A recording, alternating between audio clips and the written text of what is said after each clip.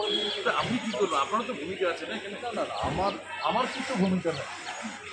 আমি শুধু গভর্নমেন্টকে বেটার গভর্নমেন্ট চেয়েছি।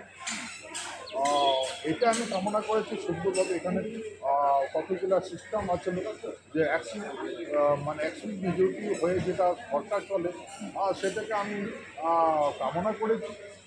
আর এখানকার লোক সবাই সত্যিভাবে ভূমিকা নিয়েছে। আর এখনো তো নিজের দিকে আছে।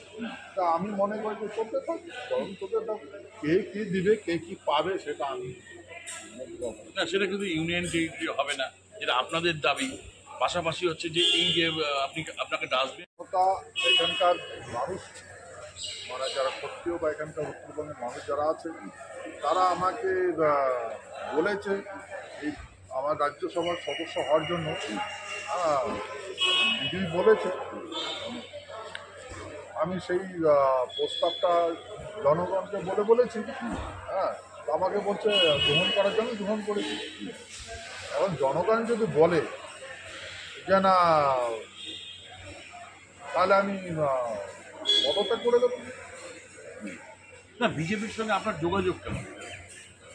বিজেপির সঙ্গে যোগাযোগ স্টেটের তো কোনো নেতা করতেছে না। কোনো যোগাযোগ নেই? না না না, কোনো যোগাযোগ।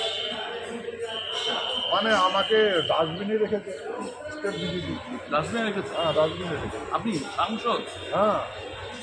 আচ্ছা, আরেকটা বিষয় যেটা হচ্ছে যে এই যে একটা ইউনিয়ন টেরিটরি হওয়ার কথা আপনি বারবার বলতেন যে লোকসভার আগে ইউনিয়ন টেরিটরি হবে, এটা নিয়ে আপনার কি বক্তব্য এখনো পর্যন্ত?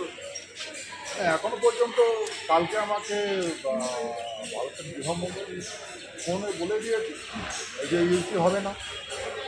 সেক্ষেত্রে তো আপনি যে দাবি করতেন আগে। এখন আমি দাবি করিনি, যে জনতা করেছি। জনতা এখানকার জনতা যদি বলে ছেড়ে দেবো, ছেড়ে দিতে পারেন? হ্যাঁ হ্যাঁ, ছেড়ে দেবো।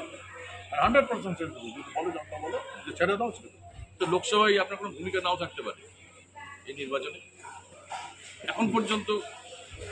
না, এখন পর্যন্ত জনতা বলেনি, জানেনি। কালকে বললো তো বলে দেবো যে এরকম বলছে।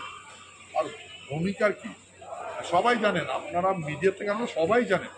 হ্যাঁ, তা আমরা বুঝলাম যে আমরা বুঝতে পারছি না আমরা কি গভর্নমেন্টকে ভালো করেছি, গভর্নমেন্টের মঙ্গল কামনা করেছি না অমঙ্গল কামনা করেছি, বুঝতে পারছি না।